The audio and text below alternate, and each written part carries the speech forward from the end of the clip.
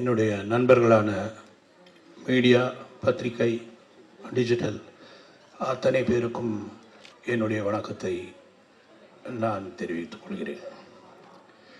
Red flower Vignesh எனக்கு ஒரு ஒரு ஒரு ஒரு 2 வருஷம் முன்னாடி வீட்டுக்கு என்கிட்ட ஒரு டைரக்டரை கூட்டிகிட்டு கதை சொன்னார். சொல்லும்போது எனக்கு உண்மையிலே அந்த லைனில் இது எப்படி பண்ண போகிறாங்க, என்ன விஷயம்னு எனக்கு தெரியல அப்படின்ற மாதிரி நான் யோசிச்சுட்டு இருந்தேன். ஆனால் அவர் அவர் கொடுத்த அந்த அந்த எக்ஸ்ப்ளனேஷனும் அந்த இதுவும் ரொம்ப கிளியராக அண்டர்ஸ்டாண்ட் ஆச்சு. ஏன்னா இதை நீங்கள் கதையாக அப்படி பார்த்தீங்கன்னா கதையாக தெரியும். ஆனால் அந்த விஷயத்தில் நிறைய உள்ளுக்குள்ளே நிறைய அர்த்தங்கள் இருக்குது, நிறைய விதமான டெக்னிக்கல் விஷயங்கள் இருக்குது. ஏன்னா அவரே ஆண்ட்ரூன்றவரே இந்த டைரக்டரே ஒரு மிகப்பெரிய ஒரு is a very good technician in CG, that is இந்த கிராஃபிக்ஸில் அவர் கொஞ்சம் எக்ஸ்பர்ட் அவர். ஏன்னா எப்பவுமே ஒரு கிராஃபிக் அப்படின்றது என்னன்னா, நம்ம ஒரு டைரக்டர் என்ன விஷுவல் பண்ணுறோமோ அதை ஒருத்தருக்கு சொல்லுவோம், அதை அவர் கொண்டு போய் அவங்க டீமுக்கு சொல்லுவார். அந்த டீம் இதை செய்யும். உதாரணத்துக்கு ஒரு யானையை செய்கிறோன்னா அந்த யானை இப்படி வரணும், அந்த யானை இப்படி பார்க்கணும், அந்த யானை இப்படி தூக்கணும், அது தண்ணியில் அப்படி போடணும். நம்ம ஒரு சீனை ஒரு டைரக்டராக நம்ம சொன்னால் அதை ஒருத்தர் புரிஞ்சுக்கிட்டு போய் அவர் சொல்கிறது நம்ம நினச்சது தான் தெரியாது. நம்ம என்ன சொன்னோமோ அதை அவர் புரிஞ்சுதா, அவர் கரெக்டாக போய் ரீச் பண்ணாரான்னு தெரியாது.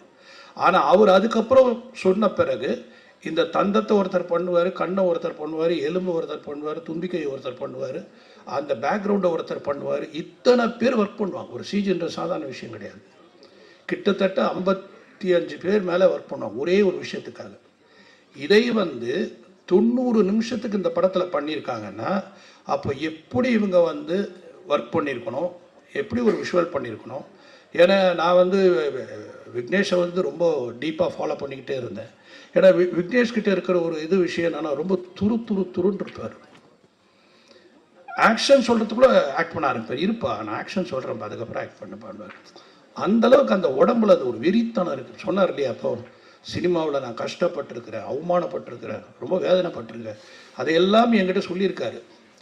நான் ஆனால் இப்போ சொல்கிறேன், விக்னேஷ் நீ கவலைப்படாத, உழைச்சவன் தோத்ததே கிடையாது.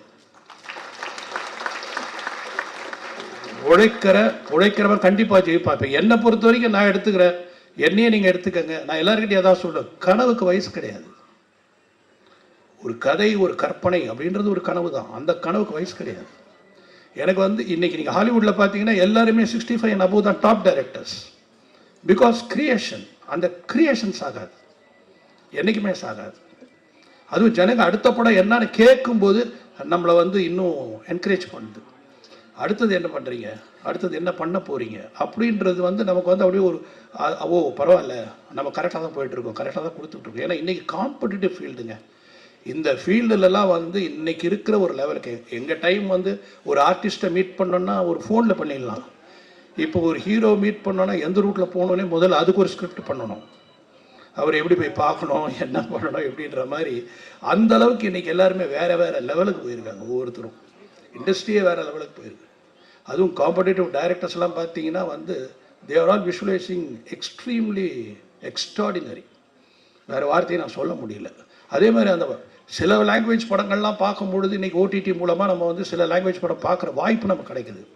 அந்த வாய்ப்பில் பார்க்கும் பொழுது ஒரு தின் லைன், அந்த லைனை ஒரு 2.5 hours இவ்வளோ பியூட்டிஃபுல்லாக சொல்கிறாங்களே, அது ஆக்சுவலாக தேங்க்ஸ் டு கோவிட் வந்ததால தான் எல்லா மொழி படங்களையும் நம்ம பார்க்க ஆரம்பித்தோம். அப்போ தான் பல லாங்குவேஜுடைய வேல்யூ தெரிய ஆரம்பிச்சிச்சு. இப்போ அதுக்கு காம்படிட்டிவாக தமிழ் படம் பண்ணணும். தமிழ் படம் அதுக்கு காம்படிட்டிவாக, அதுக்கு ஈக்குவலாக, அதுக்குண்டான ஸ்க்ரீன் ப்ளே பண்ணி அதுக்கு அந்த லெவலுக்கு என்ன புதுமை பண்ண முடியும் அப்படின்னு யோசிக்கணும் என்றைக்குமே. ஏன்னா எங்களை பொறுத்த வரைக்கும் நான் எப்பவுமே சொல்லுவேன், நீங்கள்லாம் படித்த பாடத்தை உங்கள் ஸ்கூலோட உங்கள் காலேஜோட முடிஞ்சு போயிருக்கும், என் உள்பட. ஆனால் தினமும் ஒருத்தன் படிக்கிறான், தினமும் ஒருத்தன் மனப்பாடம் பண்ணுறான், தினமும் ஒருத்தர் ஒப்பிக்கிறான்னா தான் நடிகை. ஒரு ஆர்டிஸ்டும் தினமும் படிக்கிறாங்க, தினமும் என்னன்னு தெரிஞ்சுக்கிறாங்க. ஸோ ஒரு ஆர்டிஸ்ட் பல கேரக்டர் பண்ணுறாங்க. பல கேரக்டர் பண்ணும் பொழுது அவங்களுக்கு எவ்வளோ, ஒரு டாக்டரா, ஒரு இன்ஜினியரா, ஒரு லாயரா, ஒரு பிஸ்னஸ் மேனா, ஒரு ஐடி ஸ்டூடெண்ட்டா, அதுக்கப்புறம் ஒரு ஏழையா, இத்தனை கேரக்டரும் பண்ணும் பொழுது அந்த ஆக்டருக்கு எத்தனை பேர் எஜுகேட் பண்ணுறான்னு பாருங்க. அதை அவங்க வெளிப்படுத்தும் போது தான் அந்த கேரக்டர் வந்து வெளியே நிற்கும். அதுதான் வந்து ஒரு ஹீரோ, ஒரு கேரக்டர்ஸ், அந்த படத்தில் யார் யார் நடிக்கிறாங்களோ அவங்களுடைய வேலை. ஸோ அப்படிப்பட்ட கடினமான ஒரு வேலையை இந்த படத்தில் சிறப்பான செய்த அத்தனை நடிகர்களுக்கும் என்னுடைய வாழ்த்துக்கள். ஏன்னா பார்க்கும்போது எனக்கு தெரிஞ்சது ஆண்ட்ரூஸோடைய ஒர்க்கும் அண்ட் அஃப்கோர்ஸ் மியூசிக் டைரக்டர் ரொம்ப அழகாக பண்ணியிருக்கார் சந்தோஷ். ஏன்னா ரீரெக்கார்டிங் வந்து ரொம்ப எஃபெக்டிவாக இருந்தது பார்க்கும்போது. நமக்கு அந்த மிக்சிங்கும் ரொம்ப அழகாக பண்ணியிருக்காங்க, எல்லாமே பேலன்ஸ் பண்ணியிருக்காங்க. வண்டர்ஃபுல் டெக்னீஷியன்ஸ் ஒர்க் பண்ணியிருக்காங்க இதில். அதே மாதிரி எனக்கு வந்து இங்கே ஒரு விஷயம் நான் சொல்ல ஆசைப்படுறது என்னென்னா, என்னுடைய விஷால் வால்டர் வெற்றிவேல் நாங்கள் ஷூட் பண்ணும்போது அவங்க வீட்டில் தான் டீல். அவங்க அப்பா வந்து ரொம்ப அவரை மாதிரி இதை இப்போ சொன்னார் இல்லைங்களா, மாணிக்க சார் வந்து சினிமா லவர்னு, அதே மாதிரி ஒரு மிகப்பெரிய லவர் அவங்க அப்பா. அவங்க அப்பா வந்து படம் எடுக்கணும். நான் அப்போ பண்ணும்போதே வால்டர் வெற்றிவேல் எல்லாமே அதை ரீமேக் பண்ணணும், இதை ரீமேக் பண்ணணும், இந்த படம் எப்படி இருக்கணும், அந்த படம் இருக்கணும், அப்படி ஒரு மிகப்பெரிய ரசிகன். அந்த ரசிகனுக்கு பிறந்தவர் எப்படி தப்பாயிடுவார்? நான் பார்க்கும்போது வீடியோ கேம் ஆடிட்டு இருப்பார். மத்தியானம் வீட்டில் தான் சாப்பாடு எங்களுக்கு. 4 நாள் நாங்கள் அண்ணா நகரில் ஷூட்டிங் எடுத்தோன்னா 4 நாள் எனக்கு சத்யராஜ் சாருக்கெல்லாம் அவங்க வீட்டில் தான் சாப்பாடு, அவங்க வீட்டில் தான் சாப்பாடு கொடுப்பாங்க. அதை வந்து அந்த அளவுக்கு எங்களுக்கு வந்து தினம் ஒரு டிஷ்ஷஸ், அதாவது ரோட்டில் ஓடி துரத்திட்டு ஒரு சீன், அந்த மாதிரி ஒரு சீன். ஆனால் அந்த மாதிரி கவனிப்பு அவங்க அம்மா விஷால், அவங்க அப்பா ஜி.கே. ரெட்டி சார், அவங்கெல்லாம் வந்து ஒரு அந்த மாதிரி ஒரு ஃபேமிலியில் பிறந்த ஒரு புள்ள இன்னைக்கு இந்த அளவுக்கு வளர்ந்தது இல்லாமல் ஒரு மேடையும் அப்படியே ஷேக் பண்ணுறாரு. ஷேக் பண்ணி அதுக்கு உண்டான ஒரு எசன்ஸை ரொம்ப அருமையாக சொன்னார். நான் எதுக்காக தனக்காக தான் செய்யலை, இந்த மேடையில் நான் இதை செஞ்சதுக்கு காரணம் இந்த படம் ரெட் ஃப்ளவர்ன்ற படம் வந்து எல்லா இடத்துலையும் போய் சேரணும், அதை ரீச் பண்ணுறதுக்காக தான் நான் இதை மாதிரி ஒரு விஷயத்தை பேசுகிறேன் அப்படி சொல்லும்போது அந்த நல்ல மனசு இருக்கிற வரைக்கும் என்றைக்குமே விஷால் நல்லா இருந்துட்டு தான் இருக்கும். ஏன்னா சினிமாவில் அடுத்தவனோட வெற்றியை பார்த்துட்டு ஐயோ அப்படின்னு நினைக்கிறாங்க. அப்படியா, நல்லா இருக்கா, நீங்கள் படம் நல்லா இருக்குன்னு சொல்லி பாருங்க, நல்லா இருக்கா, ஏய் நல்லா இல்லையா, யாரும் சொன்னாங்களே, ஏன் ஐயா நல்லா இருக்குன்னா சந்தோஷப்பட, நல்லா இருக்குன்னா சந்தோஷப்பட்டால் நமக்கு நாளைக்கு நல்லது நடக்கும். இப்போ மாணிக்கம் சார் மாதிரி ஒரு ப்ரொடியூசர் வந்திருக்காருன்னா காளிகாம்பாள் யாரை வச்சு, காளிகாம்பாளை வச்சுட்டு வந்திருக்காரு, அண்ணாமலையாரை வச்சுட்டு வந்திருக்காரு.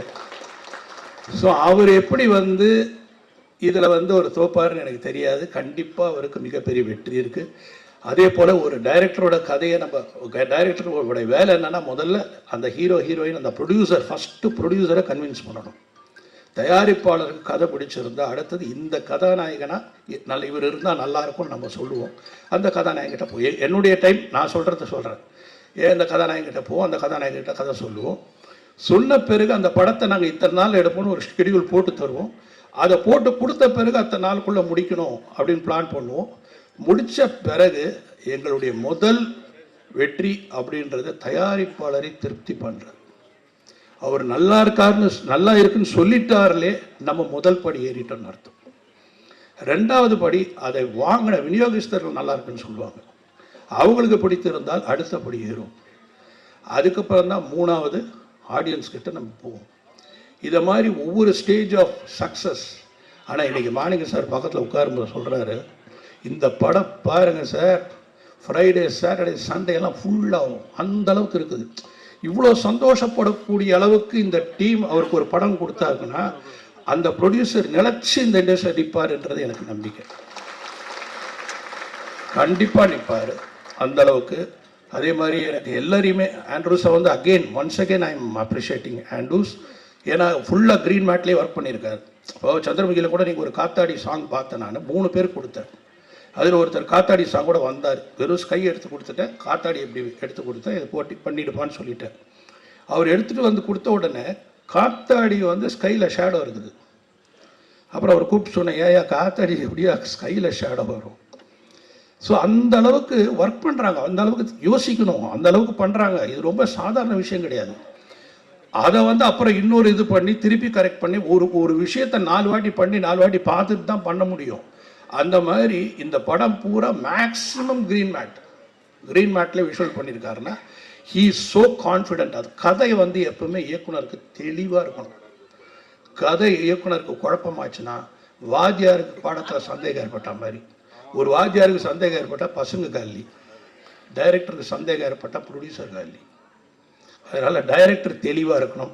அந்த தெளிவான டைரக்டரை நான் பார்த்தேன். அவர் கண்டிப்பாக நிச்சயம் மிகப்பெரிய அளவில் வருவார். விக்னேஷ், இன்னொரு வாட்டி சொல்கிறேன், this is your round, this is your time and you are going to achieve. நான் சந்திரமுகி நீ என்கிட்ட கேட்டு கேட்டு கேட்டு கேட்டு நீ நடித்த, நான் உன்னை கேட்குற டைம் வரும். இப்போது நான் தைரியமாக சொல்கிறேன், நானே உங்கள்கிட்ட கேட்பேன். காட் பிளஸ் யூ அண்ட் கிளாஸ்பெர்த் யூனிட் அண்ட் எவ்ரி ஒன். எல்லாருக்கும் என்னுடைய வணக்கங்கள், எல்லாருக்கும் என்னுடைய பாராட்டுக்கள். கண்டிப்பாக நம்ம சக்ஸஸ் மீட்டில் மீட் பண்ணுவோம். தேங்க்யூ.